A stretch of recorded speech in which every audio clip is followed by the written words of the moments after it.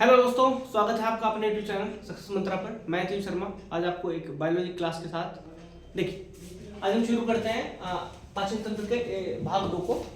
तो पाचन तंत्र में हमने कल आपको पढ़ाया था कि पाचन तंत्र में कौन कौन से मुख्य अंग हैं। आहार नाल कितने मीटर लंबी है, उसमें छोटी आंत क्या है, बड़ी आंत क्या है, कौन सा वाल्व होता है, कार्डियक वाल्व कौन सा होता है, पाइलोरिक वाल्व कौन सा होता है, ठीक है, कोलन क्या होती है, ठीक है। इन सब के बारे में गृहिणी, ग्रसनी और ग्रास नली तीनों के विषय में मैंने कल बताया था। आज पाचन तंत्र के मुख्य मुख्य अंगों के विषय में आज हम लोग पढ़ेंगे जिनमें पहला जो मुख्य अंग है वो है मुख गुहा, ठीक है। मुख गुहा जहां से पाचन की प्रक्रिया की शुरुआत होती है भोजन मुख गुहा से। तो मुख गुहा जो कि पाचन तंत्र का सबसे महत्वपूर्ण अंग भी है। दूसरा आता है फिर लाल ग्रंथियां। आज महत्वपूर्ण लाल ग्रंथियां पढ़ेंगे हम लोग। उसके बाद पैनक्रियाज, अमाशय पढ़ेंगे फिर हम लोग, स्टोमक बोलते हैं इसको, अमाशय। उसके बाद लीवर पढ़ेंगे हम लोग, फिर उसके बाद अग्नाशय पढ़ेंगे और उसके बाद आंतों के विषय में हम लोग आज पढ़ेंगे, ठीक है। चलिए तो शुरू करते हैं हम लोग आगे की तरफ। चलिए देखिए सबसे पहले आज मुख गुहा के विषय में बताते हैं। अभी देखिए हमारा जो मनुष्य की मुख गुहा होती है, मुख गुहा में मुख्यतः दो चीजों के विषय में अध्ययन किया जाता है। सबसे पहले दांत और दूसरा होता है जीभ। तो अगर दांतों की यदि बात करी जाए तो मनुष्य के मुख में 4 प्रकार के दांत पाए जाते हैं: कृंतक, रदनक, अग्रचवर्णक और चवर्णक। कृंतक का मतलब होता है भोजन को काटने वाला, है ना। रदनक मतलब पीसने वाले। कुछ दांत ऐसे होते हैं जो कि भोजन को पीसने का काम करते हैं, कुछ दांत ऐसे होते हैं जो भोजन को काटने फाड़ने का काम करते हैं, कुछ भोजन को चबाने का काम करते हैं और कुछ भोजन को निगलने का काम करते हैं, निगलने में सहायक होते हैं। तो कृंतक दांतों की संख्या 8 होती है, रदनक दांतों की संख्या 4 होती है और अग्रचवर्णक 8 होते हैं और चवर्णक 12 होते हैं, ठीक है।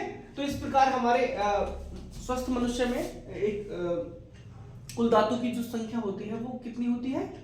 32 होती है, ठीक है। अच्छा, कुछ ऐसे प्राणी होते हैं जो कि समदंती होते हैं, कुछ ऐसे होते हैं जो विषमदंती होते हैं।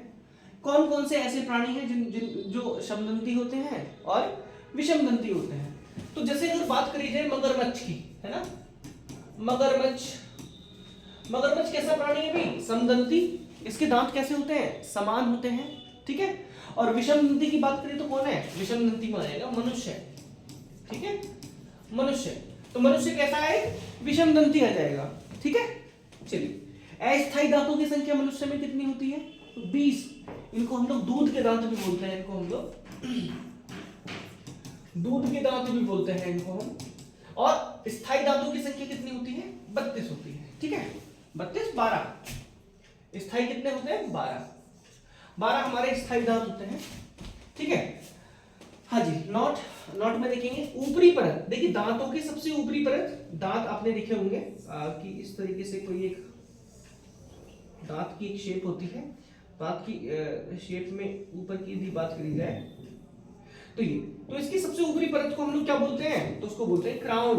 क्या बोलते हैं? क्राउन। और सबसे चमकदार परत, तो ये जो शाइनिंग वाली जो चमकदार परत दिखती है आपको, इसको हम लोग बोलते हैं डेंटाइन। क्या बोलते हैं? डेंटाइन। और मानव के शरीर में सबसे मजबूत हड्डी जो होती है वो दांतों का इनेमल होता है ना, दांतों का जबड़ा होता है, इनेमल होता है, ठीक है। चलिए, उसके बाद दूसरा सेक्शन है जिसको बोलते हैं हम लोग जीभ। तो आपको यहाँ पे दिख रहा होगा, सपोज कर लीजिए कि ये मेरी जो हथेली है ये जीभ का काम है, जीभ के ही एक समतुल्य मान लीजिए इसको। और इसके यदि 3 भाग मान लीजिए, इसको अग्रभाग, इसको मध्य भाग, इसको पश्च भाग, और ये पार्श्व है ना, जो कि इनकी साइडें हैं। तो इसके जो अग्रभाग होता है यहां से मीठा, जो पार्श्व भाग होते हैं वहां से खट्टा, है ना, कैसा? खट्टा।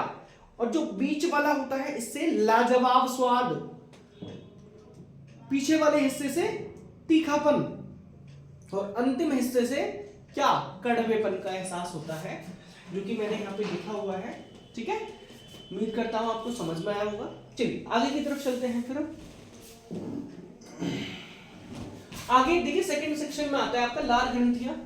तो अगर बात करी जाए मुख गुहा में मैंने बताया दांत और जीभ। जीभ के बाद फिर हमारी कुछ लाल ग्रंथियां होती हैं, वो कौन कौन सी होती है? तो हमारी जीभ से ही जुड़ी हुई कुछ लाल ग्रंथियां होती है, जैसे कि पैरोटिड जो कि कान के पीछे है ना।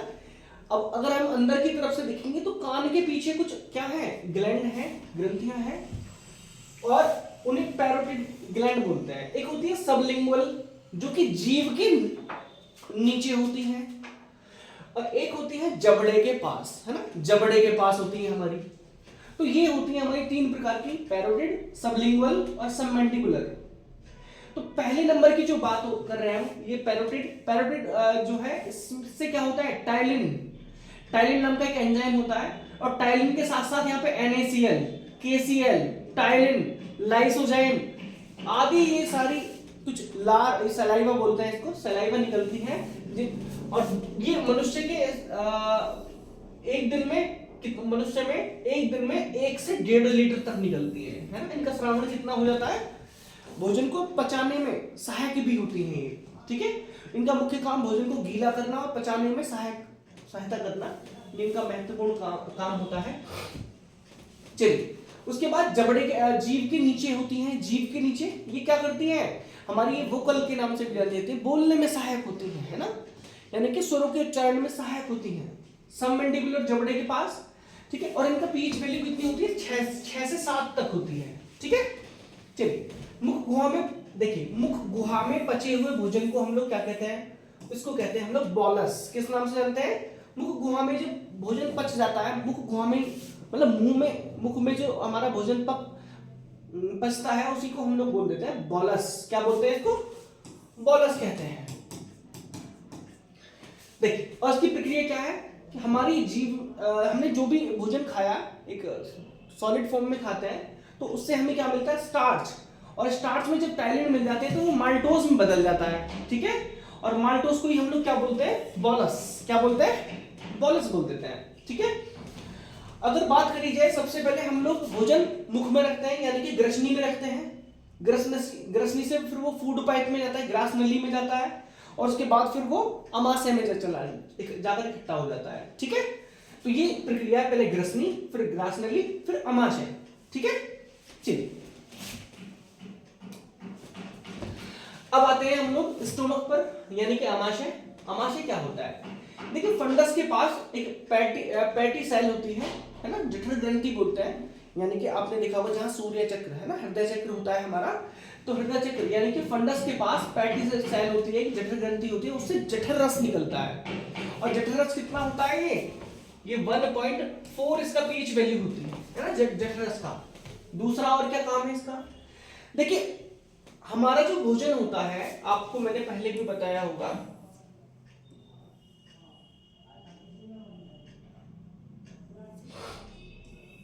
है ना, इस तरीके से जब हम ये ग्रंथि बनाते हैं, तो आपने देखा होगा यहाँ ग्रसनी से जब हमने खाना खाया, तो खाना खाने के बाद यहाँ, तो ये हमारा क्या जुड़ा होता है, ये हमारा स्टोमक जुड़ा हुआ है, तो यहाँ एक बाल्ब लगा होता है, उस बाल्ब को हम क्या बोलते हैं, कार्डियक बाल्ब बोलते हैं, ठीक है। और ये अमाशय में पचे हुए भोजन को ग्रास नली में जाने से रोकता है। आपने देखा होगा कभी कभी कि हमारा भोजन जब एक बार अमाशय में चला गया, तो उसको वापस जाने से रोकने के लिए कौन सा वाल्व होता है, उसी को बोलते हैं हम लोग कार्डियक वाल्व, ठीक है। चलिए, फिर होता है पाइलोरिक वाल्व। पाइलोरिक वाल्व ये वाला वाल्व होता है जो नीचे लगा होता है, जिसके बाद वो ग्रहणी में जाती है वो भोजन, है ना। तो ये यानी कि ये पाइलोरिक वाल्व क्या होता है, जो कि भोजन को अमाशय में छोटी आंत में पहुंचाता है ना, तो छोटी आंत में पहुंचाने का काम करता है। जठर ग्रंथि से रेनिन एंजाइम निकलता है बच्चों, यहाँ पे जठर ग्रंथि होती है पेट में, पेट से ही यहाँ से जठर ग्रंथि होती है, यहाँ से रेनिन एंजाइम निकलता है। और रेनिन एंजाइम क्या करता है, आपने देखा होगा 8 साल तक के बच्चे में दूध गिराने की प्रक्रिया होती है। तो वो दूध गिराने की क्या प्रक्रिया है, जब जैसे ही वो माता का या कोई दूध पीता है, तो जठर ग्रंथि से निकलने वाला रेनिन एंजाइम जैसे ही उस दूध में मिलता है, तो दूध में आपको पता है कैशीन होता है, और कैशीन को वो तुरंत पैराकैशीन में तोड़ देता है, यानी कि वो दही के रूप में कुछ एक और द्रव्य बाहर निकाल देता है, जिसको हम लोग पैराकैशीन कहते हैं, ठीक है। तो याद रखना है तुम्हें कि वो कौन था, रेनिन था। तो जठर ग्रंथि से रेनिन एंजाइम निकलता है, रिलीज होता है। भोजन में पानी को नाक में आने से कौन रोकता है? भोजन में पानी को नाक में आने से उबेला कौन रोकता है? भी उबेला रोक देता है। ओबुला बोल देते हैं इसको, ओबुला बोल देते हैं। रेनिन एंजाइम कैसीन को पैरा कैसीन में बदल देता है, मैंने आपको बताया दिया अभी। ठीक है, चलिए आगे बात करते हैं। लीवर के बारे में बात करते हैं। देखिए, आपने नाटक देखा होगा, एक सीरियल आता है, इसको बोलते हैं सीआईडी। तो सीआईडी में आपने देखा होगा कि जो 2-3 लोगों की टीम होती है, वो लोग क्या करते हैं, वो किसी भी केस स्टडी को करते हैं। तो वो लोग देखा होगा आपने कि किसी भी मृत व्यक्ति को अपनी फोरेंसिक लैब में ले आते हैं, वहां पर उसकी बॉडी पर कुछ परीक्षण करते हैं। तो कैसे पता लगा लेता है कि इस व्यक्ति की जांच जहर से हुई है, किस तरीके से हुई है? तो उसका अंतिम प्रमाण जो होता है वो लीवर में ही होता है, छिपा होता है ना। क्योंकि लीवर क्या है, मानव शरीर की सबसे बड़ी अंतःस्रावी ग्रंथि होती है, ग्लैंड होती है, और मानव के द्वारा खाया पिया गया भोजन का अंतिम प्रमाण भी कहां होता है? यकृत में ही होता है। ठीक है, यकृत का वजन कितना होता है? 1.5 से 2 किलोग्राम तक होता है।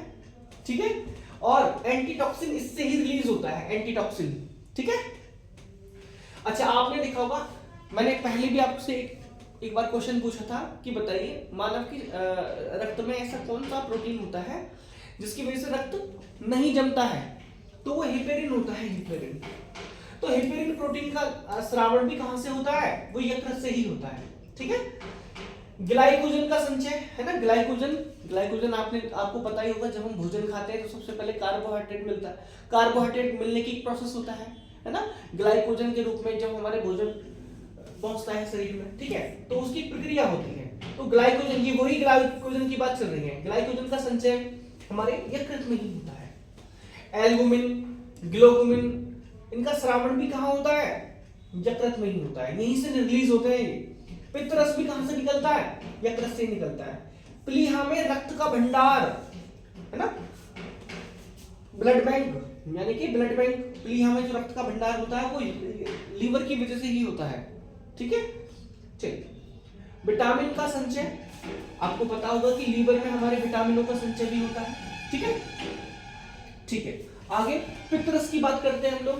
पित्तरस, तो यहीं से हमारा बॉयल जूस निकलते हैं, बॉयल जूस। तो बॉयल जूस का पीएच मान कितना होता है? 7.8 से 8.3।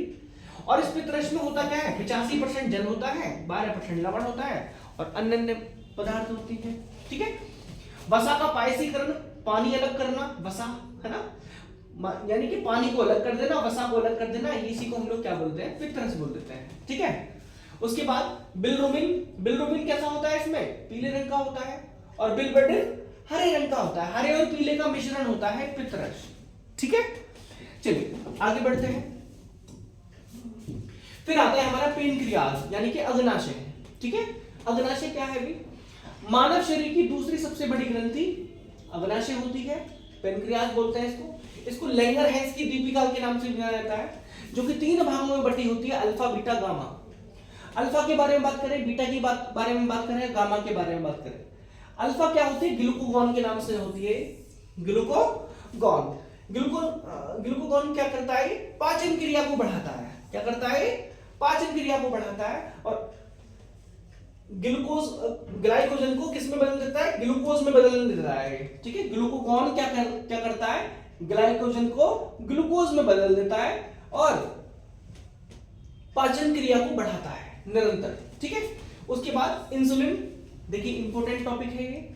इसकी कमी से शरीर में ग्लूकोज बढ़ जाता है, और याद रखना कि जब जब इंसुलिन की कमी होगी तो ग्लूकोज में वृद्धि होगी, अगर ग्लूकोज में कमी होगी तो इंसुलिन की वृद्धि होगी। ठीक है, और आपको पता होगा इंसुलिन की कमी से मधुमेह रोग होता है, और इंसुलिन की अधिकता से हाइपोग्लाइसीमिया होता है। ठीक है, हाइपोग्लाइसीमिया, और इंसुलिन की कमी से क्या होता है? हाइपरग्लाइसीमिया। ठीक है, चलिए, तो उसे सेमेटोस्टिन बोलते हैं इसको, भोजन के स्वांगीकरण में सहायक होता है। ठीक है, और इसकी कमी से क्या होता है? हाइपरग्लाइसीमिया होता है। ठीक है, तो आज के लिए इतना ही, और उम्मीद करता हूँ आपको हमारी आज वीडियो अच्छी लगी होगी। अगर अच्छी लगी है तो आप हमारे चैनल को लाइक करें, शेयर करें और सब्सक्राइब करें। धन्यवाद।